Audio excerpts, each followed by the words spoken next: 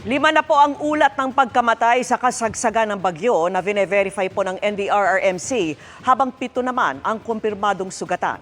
Sa ilang bahagi ng bansa, dagdag dagok ang brownout at may red alert pa hanggang mamaya.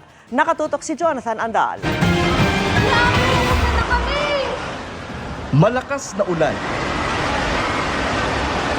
at matinding hagupit ng hangin ang dala ng bagyong Aghon sa kasagsagan nito sa Ilocos Norte. Dahilan upang magbagsakan ang maraming sanga at lumaylay ang ilang kable. Ang bubunga ng pugong ito tuluyan ng nilipad. Malakas na hangin noon, mga 30 minutes siguro. Sa Laguna naman, malailog ang ilang kalsada dahil sa bahang hanggang tuhod sa kasagsagan ng bagyo. Kaya ang ilang motorista nagtulak na ng sasakyan.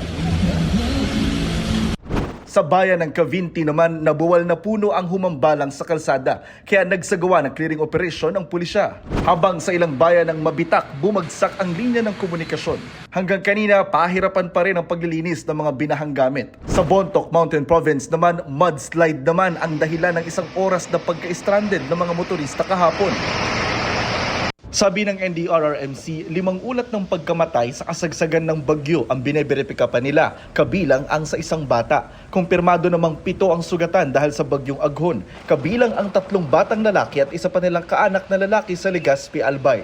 Habang nakasakay sa isang tricycle, nabagsakan sila ng puno. Sa Tanza, Cavite naman, nawasak ang ilang bahay malapit sa dagat sa barangay Amaya 5 at 7. 26 na pamilya o higit 80 residente ang napalikas.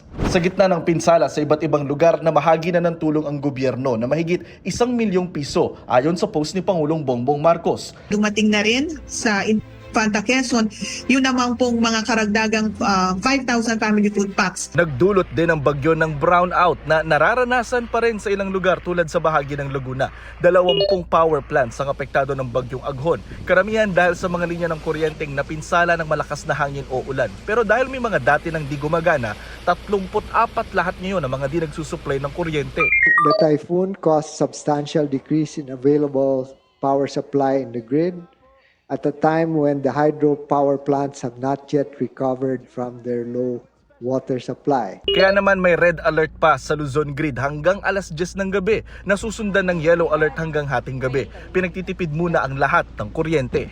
Pag di sila nakabalik, may red alert tayo next week. Parang makakabalik naman siya kasi the plants are okay. It's more of the lines coming in naman ang nagiging issue. But rest assured, everyone is working on this. Para sa GMA Integrated News, Jonathan Andal, nakatutok, 24 oras.